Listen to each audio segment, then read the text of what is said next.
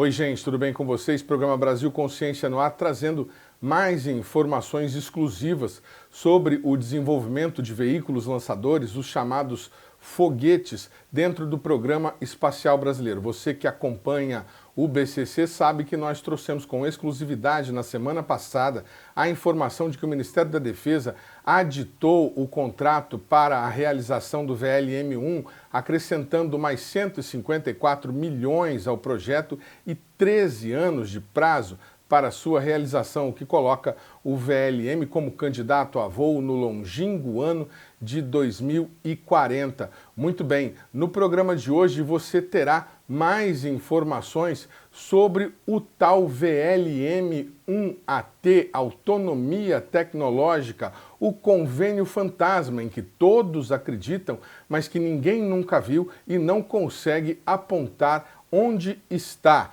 Você também terá informações sobre o pedido de falência da Avibraz e algumas das manifestações que foram feitas durante o seminário sobre a indústria bélica nacional realizado em São José dos Campos. Antes, porém, a gente vai para o nosso giro de notícias, começando pela abertura do Comitê de Busca para a escolha do novo diretor do INPE. Acompanhe.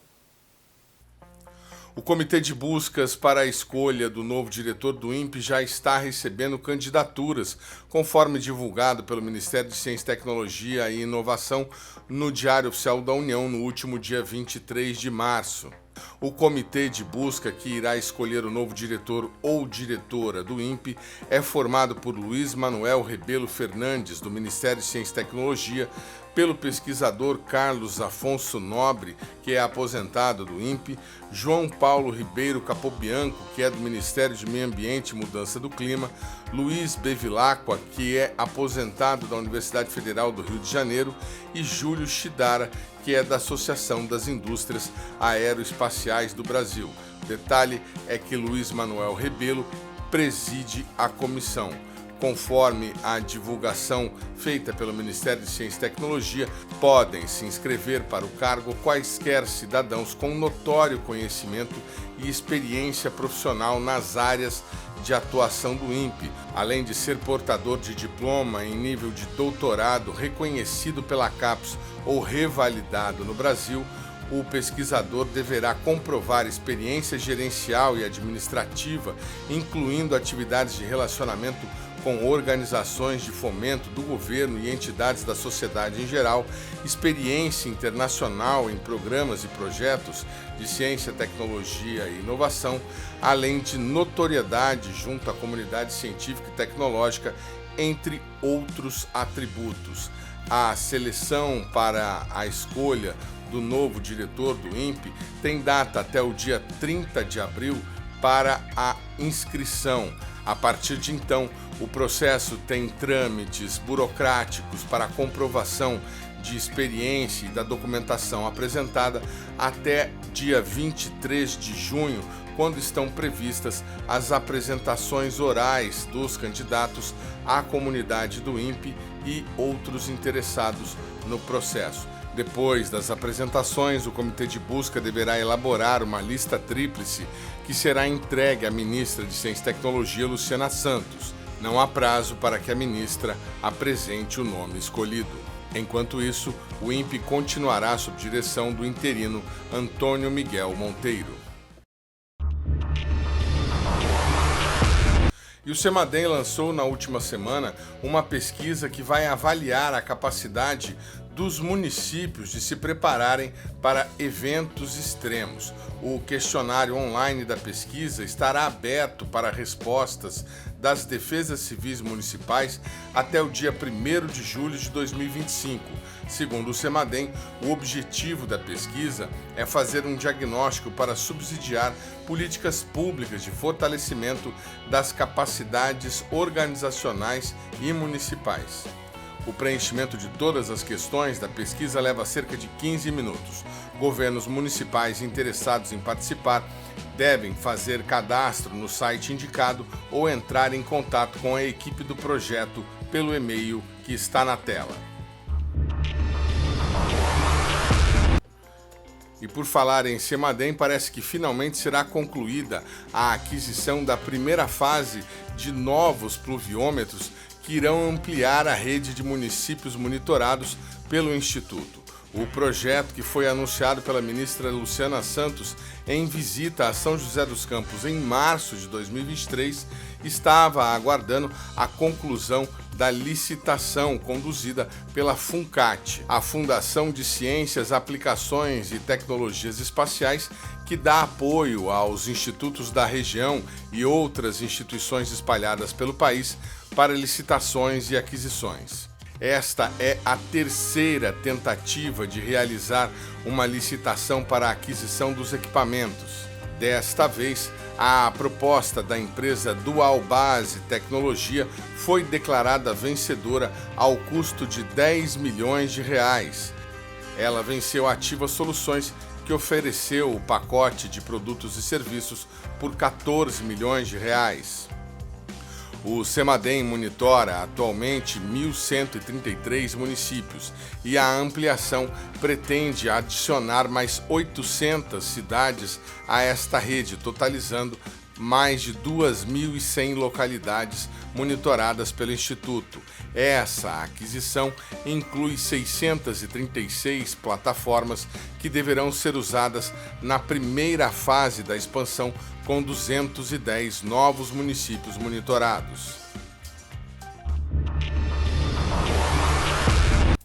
Falando agora sobre o ITA, o Instituto Tecnológico Aeronáutico, que anunciou ter realizado com êxito a revisão preliminar de projeto, o chamado PDR, do Itasat-2, o segundo satélite do gênero que o Instituto Tecnológico está desenvolvendo com o apoio da Agência Espacial Brasileira. Segundo divulgado pelo ITA, o novo satélite tem uma arquitetura modular que promove flexibilidade e eficiência. O Itasat-2 deverá ser capaz de carregar múltiplos instrumentos científicos, entre eles sensores de monitoramento para o clima espacial, um sensor de geolocalização por radiofrequência e uma câmera óptica. Essa configuração permitirá que o satélite apoie tanto pesquisas científicas quanto aplicações na área de defesa. De acordo com o ITA, o novo microsatélite tem seu desenvolvimento alinhado com os requisitos da missão Selenita, que visa estudar tanto o clima espacial quanto a geofísica da Lua usando um pequeno satélite.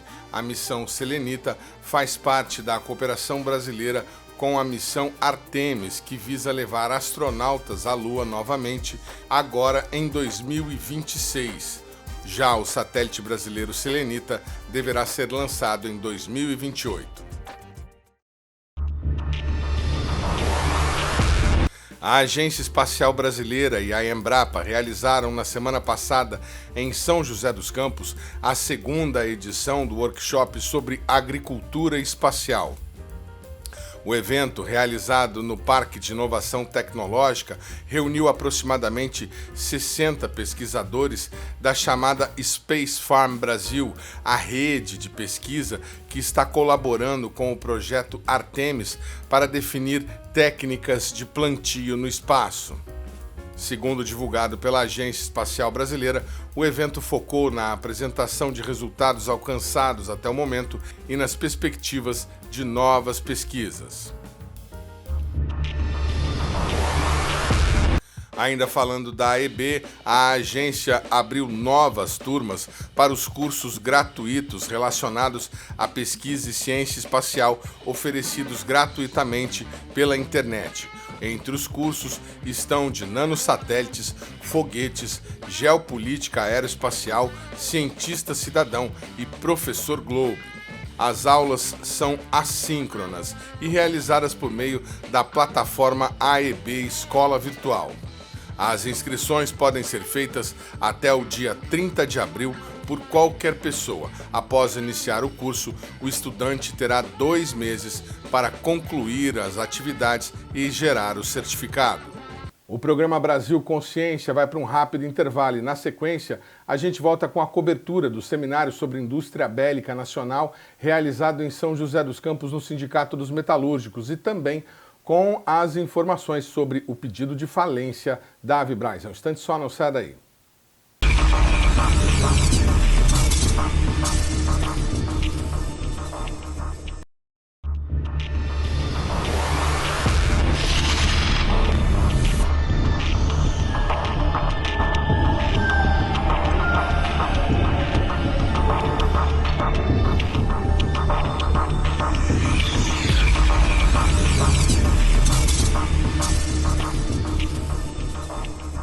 Segundo bloco, o programa Brasil Consciência de volta, e a gente fala agora sobre a notícia que colocou mais uma vez o desenvolvimento de veículos lançadores do Programa Espacial Brasileiro sob risco por conta da falência de uma empresa. A Avibraz é candidata à nova Mectron, a companhia que não paga seus trabalhadores há 24 meses e que está em recuperação judicial há 3 anos, recebeu intimação da Justiça para honrar os compromissos firmados no termo de recuperação judicial, sob pena de ter a falência decretada. O Brasil Consciência esteve na sede do Sindicato dos Metalúrgicos durante a realização do congresso promovido pela entidade sobre a indústria bélica nacional, no momento em que a notícia foi divulgada, e nós trazemos para você a cobertura do evento e a repercussão imediata desta bomba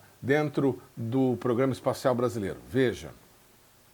O Sindicato dos Metalúrgicos de São José dos Campos, que reúne em sua base trabalhadores de algumas das principais indústrias bélicas do país, realizou na última quinta-feira um seminário sobre a soberania nacional e o futuro da Base Industrial de Defesa do Brasil. Entre os palestrantes estavam o ex-comandante Robinson Farinaso, muito conhecido na internet pelo canal Arte da Guerra, também o general Ivan Neiva Filho, ex-chefe do escritório de projetos do Exército, e o professor Marcos Barbieri, da Unicamp, economista, especialista na área de defesa, que nós já entrevistamos aqui no programa Brasil Consciência algumas vezes e que seria responsável por apresentar os desdobramentos da crise na Avibraz. Qual que é a maior deficiência que eu coloco aqui, que eu acho que outros colocaram? É que a necessidade de que a base industrial defesa e a expansão da defesa no Brasil esteja associado a um projeto de país. Esteja associado a um projeto de país. Se eu não colocar isso como um projeto de país, o desenvolvimento como um projeto de país, isto é, defesa e desenvolvimento como duas faces de uma mesma moeda. Não sou eu que coloco, não é ideia minha, não é invenção minha, isso está na introdução do texto chamado Estratégia Nacional de Defesa. A defesa como garantidora do desenvolvimento e o desenvolvimento como promotor da defesa. Eu tenho que ter essas duas faces da mesma moeda. Isso vai ficar claro. O Brasil só vai ter defesa se nós conseguirmos ter desenvolvimento. PIB crescendo, estruturas universitárias e de pesquisa adequadas, salários e empregos adequados, bem remunerados. Nós vamos conseguir. Então, se eu tiver desenvolvimento, eu vou ter uma estrutura. E legislação. Evitar a desnacionalização, ter regras que permitam uma estabilidade orçamentária. Porque se nós não tivermos isso, aí eu vou ter que compartilhar do pessimismo do general Neiva, de que em algum momento, se nós não tivermos defesa, nós não vamos ter o desenvolvimento, mesmo que nós queiramos. E o caso da Avibraz? A Avibraz, ela é mais antiga que a Embraer, ela é de 61. Fundada, né, pelo Verde e pelos outros ex-alunos do ITA. Então ela tem a mesma origem, né, daquele projeto de nação do Casimiro Montenegro, de criar o CTA, dentro do CTA criar uma escola que é o ITA, criar um instituto de pesquisa que é o IPD, e a partir disso um instituto de fomento, né, o IFI, e a partir disso eu poder desenvolver o que nós temos hoje. Por isso São José dos Campos é o nosso centro, é o centro, graças a esse projeto. E uma empresa começa a produzir um avião aqui, né? Inclusive o avião era feito de material compósito na época, né? Simples, né? O Falcão, outros. Só que é uma empresa que já se destaca, na década, final dos anos 60 e 70, ela já passa a ser a empresa responsável pelo desenvolvimento dos foguetes sonda e das antenas de telecomunicações do Brasil. Nos anos 70, avança para a área de defesa. Ela estava em aeronáutica, espaço, vai para a defesa. Foguetes, bombas, propelentes. Anos 80, a criação do sistema Astros, onde ela avança, e não só o Astros, passa a produzir sob licença o EDTA fila antiaéreo, sistema de controle antiaéreo, diversifica para diversas áreas, a Tectran, forjaria, eletrônica. Então é uma empresa que passa a ter uma importância muito grande, grandes exportações, né? Aí eu vou ter que fazer uma ressalva, só um parênteses. Muitas pessoas falam, mas o sistema Astros foi encomendado, não é do Brasil, daí foi encomendado pelo Iraque, da época de Saddam Hussein. Foi encomendado porque nós tínhamos competência para fazer isso, nós tínhamos uma total competência que tinha sido construída. Tanto que daí a importância que ele vai ganhando, ele entra nas próprias Forças Armadas brasileiras, as exportações. E a empresa avança, passa a ter algumas dificuldades que eu vou colocar, mas hoje a empresa, ela estava responsável por, e ainda continua responsável, por 2 produtos chaves no Brasil.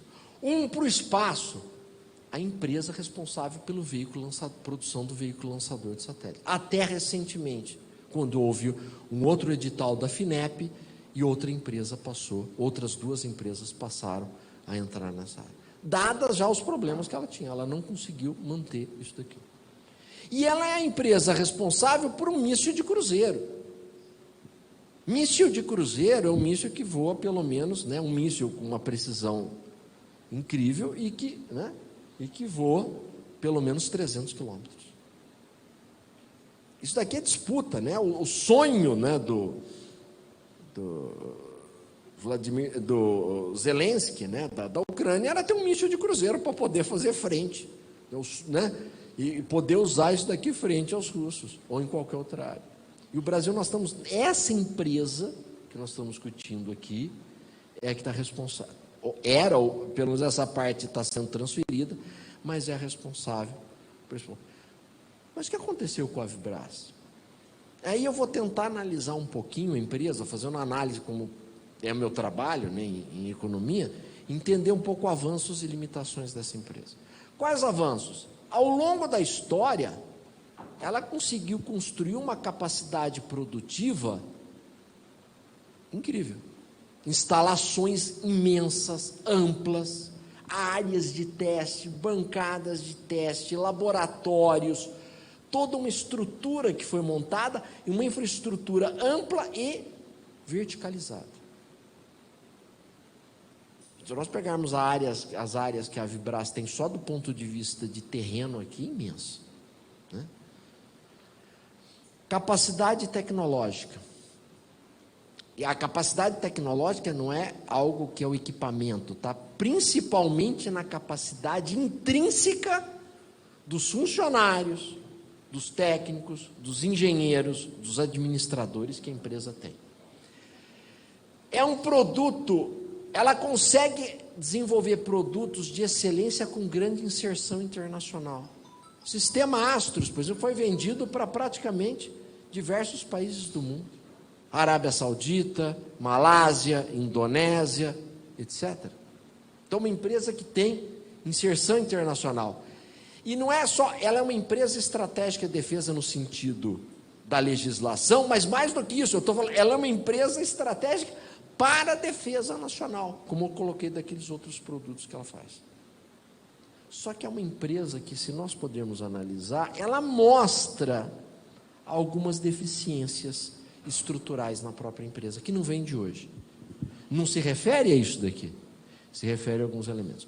Primeiro, as receitas dela muito concentradas em um único produto. O sistema Astros, ele representa praticamente o faturamento da Avibras. Então ela está com, é um produto, ninguém está questionando a excelência do sistema Astros, mas é um produto específico, ela está muito centrada. O que no passado ela tentou desverticalizar, voltou, centralizou. A demanda desse produto, até pela própria característica desse produto, é muito irregular, dependência de grandes contratos, ou internos ou de exportação. Então a empresa, eu tive a oportunidade, por exemplo, em 2013, quando ela estava para exportar para um país X, e fui convidado, foi o general Mattioli que me convidou para estar lá, e o brigadeiro Euclides, que estava no CEPROD, para nós analisarmos o caso, qual que era o problema. Ela tinha um contrato para exportar 1,3 bilhão de dólares, 1,3 bilhão de dólares de exportação do sistema Astros, só que como ela tinha passado, naquele período, em 2013, ela estava com negativada do ponto de vista, ela estava, digamos, negativada do ponto de vista jurídico. E não conseguiam conceder. Claro que conseguiram conceder o contrato, ela exportou e conseguiu se manter. Mas vem numa irregularidade. Outro elemento, é uma empresa que tem um elevado custo fixo. É uma empresa que opera principalmente instalações, áreas, etc. Ela é uma empresa de pequeno porte. Acabou de falar que é uma empresa grande? Grande na nossa base. Com quem ela concorre em âmbito mundial? Ela está concorrendo com Lockheed. Ela está concorrendo com a Norinco. Então, para padrão mundial, ela é uma empresa pequena e familiar, com as restrições e recuperação judicial. Se nós olharmos os produtos brasileiros, isso quando eu vim aqui, comecei a pesquisar, a trabalhar, é aquela coisa de economista heterodoxo, fala, poxa, mas que interessante, a Avibras faz a propulsão dos mísseis, a Mectron faz o controle eletrônico e a Opto faz a parte óptica dos mísseis. Eu acho que elas deviam estar numa empresa só, né? Então, esse é um exemplo. Isso provou, inclusive, semana passada, acho que eu não estava tão errado, porque o míssil da SEAT, isto é, antiga Mectron, foi disparado exatamente de um veículo da... Então, não resolvemos também um problema. Então, de repente, um problema que... Não estou falando que nós também temos que verificar, criar empresas e estruturas. O que eu estou querendo colocar? É necessário recuperarmos a Avibras? Sim, eu sou o primeiro. Se alguém precisar sair na porta para nós fazermos a passeata a favor da Avibras, eu vou na frente, não tem nenhum problema. Só tem uma questão. Somente salvar a empresa sem resolver problemas estruturais, nós vamos ter algumas, nós não vamos, daqui a 5 ou 10, porque em 2013 eu estava em Brasília, discutindo a Avibras, discutindo o problema estrutural da Avibras. Agora, é claro, numa situação muitíssimo mais séria do que nós estamos. Assim como o próprio Sindicato dos Metalúrgicos, o economista foi um dos militantes contra a venda da Embraer para a Boeing e comparou os casos durante sua apresentação. Eu vou tomar a liberdade aqui de divagar um pouquinho desses dois casos. Eu tive a oportunidade de alguns anos atrás estar aqui no sindicato, estarmos discutindo, estarmos falando da discussão da relação da Boeing, né? Boeing eu coloquei, né? Essa operação trágica que seria para o Brasil, que seria o desmonte e desnacionalização da Embraer. Aqui era uma briga complicada, aqui eram os grandes investidores internacionais, uma pressão do Departamento de Estado. Aqui era o governo federal contrário, eram os investidores, era o Departamento de Estado americano. Aqui a coisa está feia. Aqui a coisa real. A briga aqui era. Aqui você olha. o governo federal se movimenta a favor de preservar a Vibraz. Há uma luta, né? E aí, sem querer desmerecer, mas pessoas de segundo, terceiro escalão de diversas áreas do governo batalhando, brigando, algo que chega a nível de ministro e pior, chega a nível de presidente, reuniões. Mas vamos resolver o problema da Vibraz, está tranquilo. Agora, ao contrário. Não tem, o que eu saiba, o Departamento de Estado americano só vai encrencar se nós quisermos vender Panorinco. Até então, fora isso, acho que eles não vão ter muito problema, cara. Não que eles gostem da Vibraz, mas não, o que o Brasil tem um míssil de cruzeiro, mas não acredito que seja algo que eles vão querer, né? Estão preocupados com isso na atual conjuntura, com todo respeito. O valor que nós precisamos para resolver a questão da Vibraz é um valor relativamente pequeno. Mais que isso, o governo já colocou, ele é credor da Vibraz, ele é o grande credor, o que não era aqui, né? É credor da Vibraz. Não tem Goldejá, mas você é o credor, é mais né, do ponto de vista pesado, que você não resolve. Faz 2 anos que eu estou esperando a solução. Venho falando com diversos colegas aqui do grupo do Exército de Brancaleone que nós tínhamos, outros que vêm se associar com empresas, com outras empresas, com o governo, não com o primeiro e segundo escalão, esses eu não falo, que também não vão querer ouvir o que eu vou falar, não vou ser tão educado, mas com colegas de segundo e terceiro, e isso daqui não se resolve. Uma paralisia da qual, mas nós temos um problema que precisa, mas poxa vida, é uma empresa estratégica de defesa, fundamental, inquestionavelmente, que eu preciso resolver. Qual a maneira? Vamos estatizar? Pode ser uma saída. Empresários, mas não, olha, empresas, não, vamos reorganizar. Mas, poxa, eu preciso ter uma organização. O Brasil não conseguir resolver a questão da Vibraz vai ser um atestado de incompetência completo. Não é do governo, é um atestado de incompetência do Brasil. Brasil incompetente. Parece um pouco um jogo que nós tivemos de seleção, né, que ocorreu essa semana. Quem assistiu falou, não dá. Desse jeito não vamos longe. É melhor parar. Esse caso é pior. Não estamos perdendo de 4-1 aqui, tá? Na minha opinião, nós estamos 7-0, pelo menos. Na minha opinião, a segunda maior empresa estratégica de defesa do Brasil, só perde para a própria Embraer, a primeira, a segunda, na minha opinião, mais antiga, competência, e o que foi falado, competência, nós estamos falando de 61, nós estamos falando aí de mais de 60 anos de competência, de construção de competência em diversas áreas,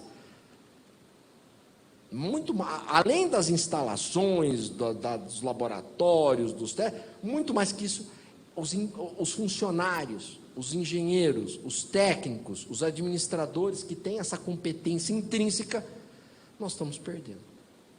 Não é que nós vamos perder, eu vou usar o gerúndio, nós estamos perdendo essa competência.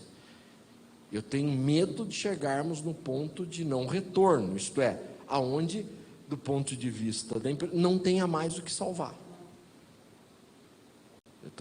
E eu acredito que não demoramos muito para chegar nesse ponto de não retorno. No momento do encerramento da apresentação, o jurídico do Sindicato dos Metalúrgicos recebeu a notícia.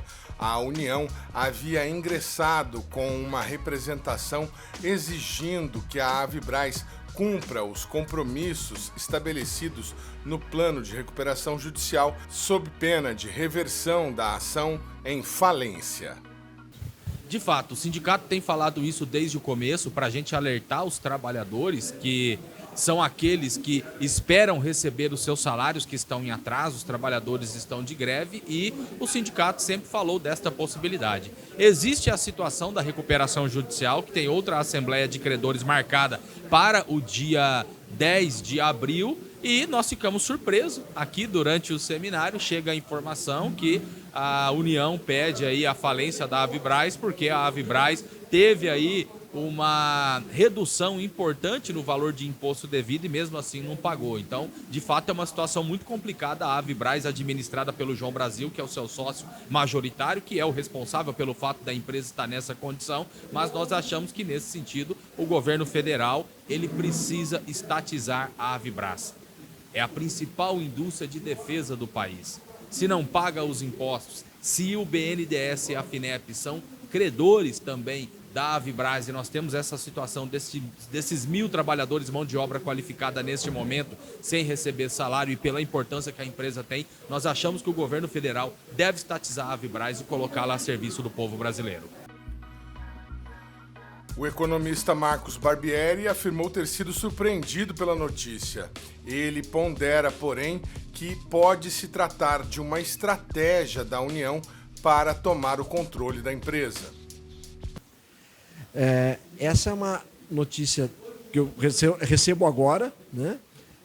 Depende da estratégia que for utilizada. Eu acredito que o pedido de falência pode ser uma estratégia utilizada pela empresa para que ela possa recuperar o crédito, e recuperando o crédito, assumir o controle da empresa, pelo menos, para que possa preservá-la nesse primeiro momento, e num segundo momento verificar uma reestruturação ou como uma empresa estatal ou como uma empresa que possa ser transferida para grupos privados nacionais na área de defesa. Quer dizer, o senhor acha que pode ser uma estratégia até de governo para tentar manter a empresa? Acredito que sim. Espero pelo menos que isso seja. Não acredito que o governo utilizaria essa estratégia apenas para recuperação de créditos fiscais. Seria, na minha opinião, uma irresponsabilidade se for apenas isso. Eu espero que ele utilize essa estratégia como uma estratégia de procurar recuperar a empresa, ser uma estratégia de recuperação da empresa, e a partir disso permitir a sua reestruturação, que ela recupere a competitividade. Qual o formato? Se ela vai ser plenamente estatal, mista, uma empresa privada nacional, desde que seja uma empresa nacional e que se preserve a empresa, preserve a sua capacidade, isso é fundamental. Importante que se avance. Os trabalhadores da empresa receberam a notícia com incerteza e tristeza. A gente vê com muita tristeza, né?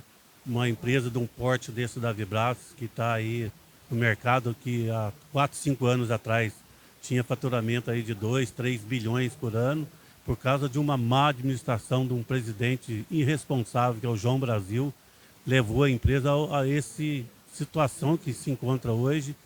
Da gente está vendo dentro da empresa, a empresa está sendo sucateada porque por falta de manutenção, por falta de investimento, e agora vem aí essa bomba aí, que essa notícia aí de um possível pedido de falência, em vez de o governo estar nos ajudando, investindo, tentando salvar a Avibraz, não está nem aí com a situação dos trabalhadores.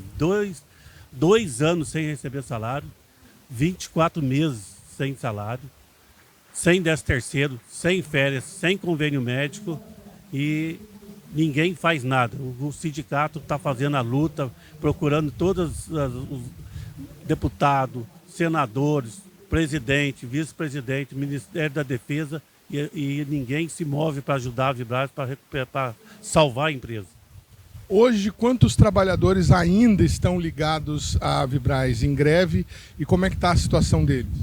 Hoje nós temos em torno de 924 trabalhadores ainda ligados na empresa, e a situação dos trabalhadores é em estado de calamidade. Muitas pessoas perderam casa, muitas pessoas perderam até a família, pessoas que podem ser presas a qualquer momento porque não está pagando pensão alimentícia.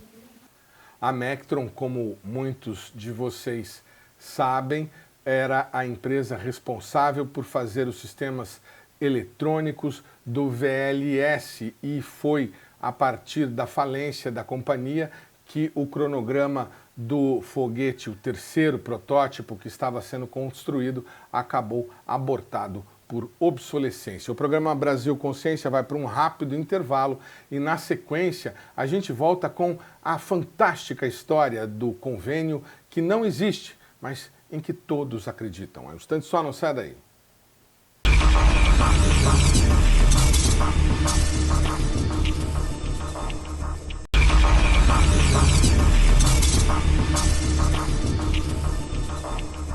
Terceiro bloco, programa Brasil Consciência de volta, e a gente dedica espaço agora a fazer jornalismo profissional, buscando informação e confirmando essa informação com fontes oficiais. Aqui a gente não trabalha com fofoca e a gente vai trazer para vocês os dados sobre esse convênio que nós tomamos a liberdade de batizar como Convênio Fantasma.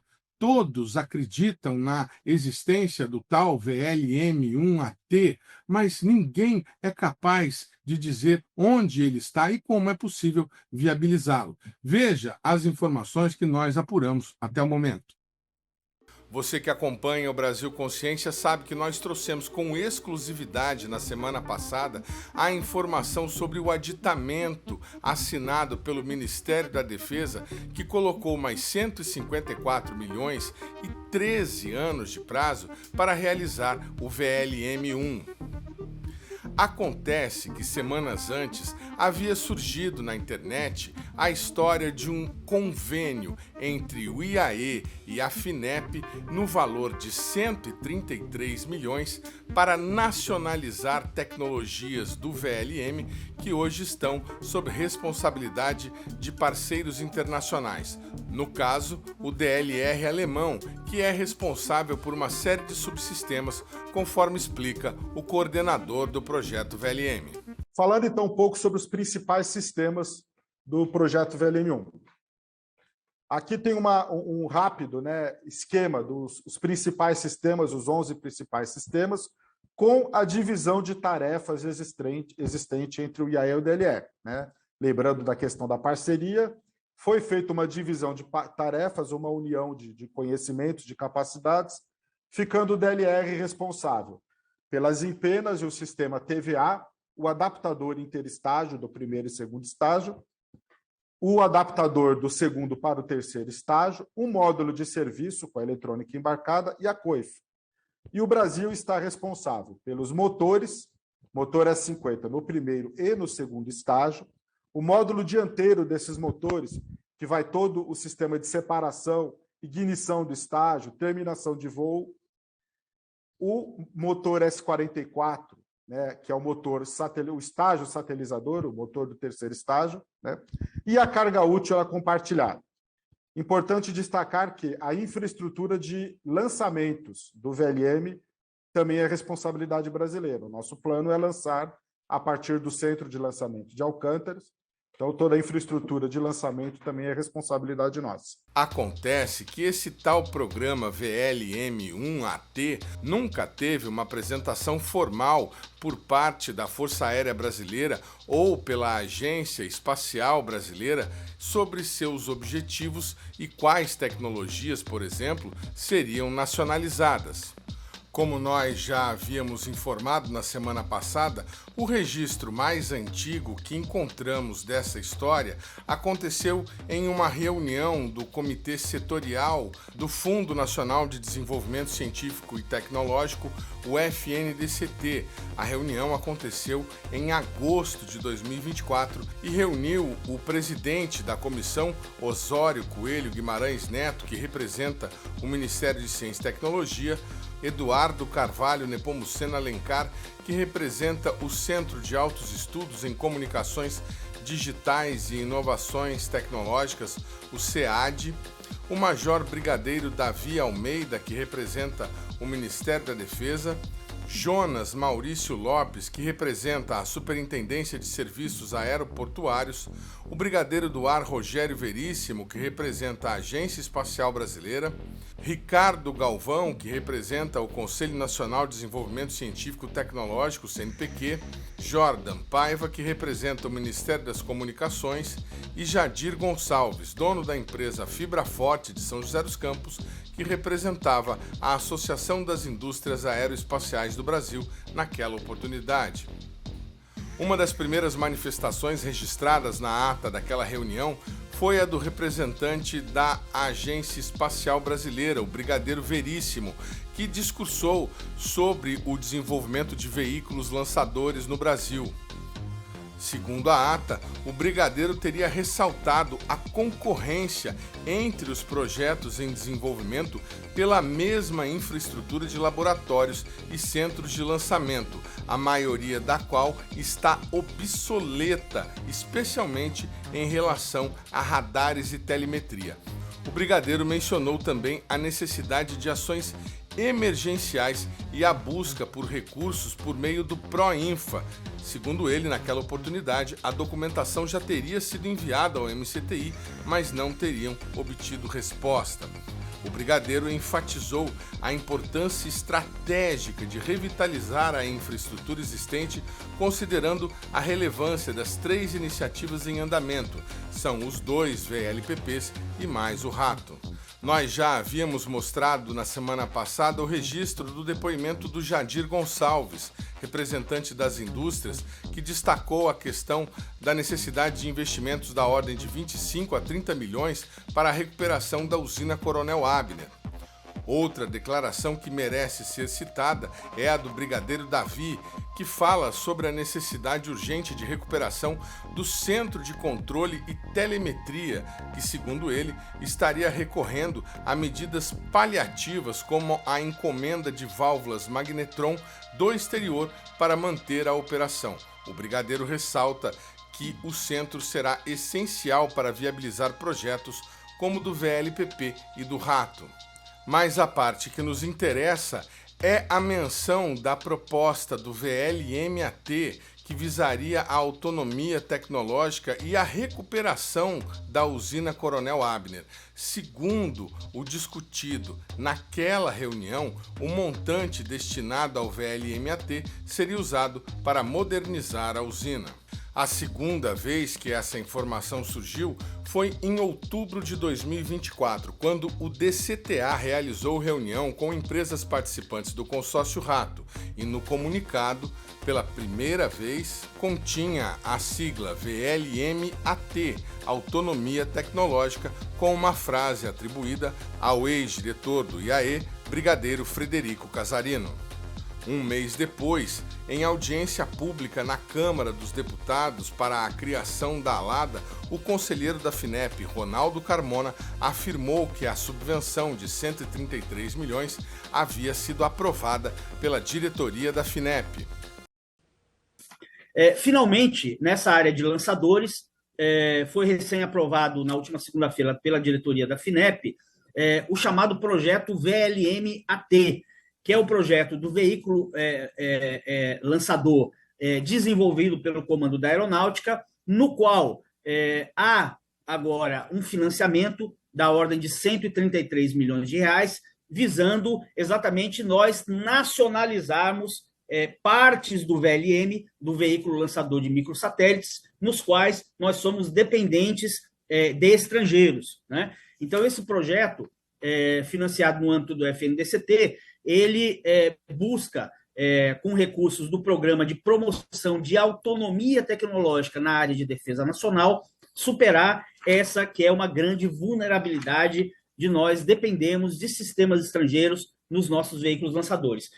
Em março deste ano, foi a vez do IAE divulgar um comunicado sobre uma reunião com empresas do projeto VLPP, afirmando que recebeu da FINEP financiamento para o VLM1AT. Ao ser questionada sobre o convênio, a FINEP informou que, quando Ronaldo Carmona fez a menção ao VLM1AT na audiência pública em novembro, o projeto já estava aprovado e contratado pela FINEP no âmbito do Programa 9 do FNDCT, o Fundo Nacional de Desenvolvimento Científico e Tecnológico, que contempla apoio a projetos na área de tecnologias críticas em defesa. A nota ressalta ainda que o projeto já está em execução, tendo as empresas já recebido uma primeira parcela de recursos por parte da FINEP.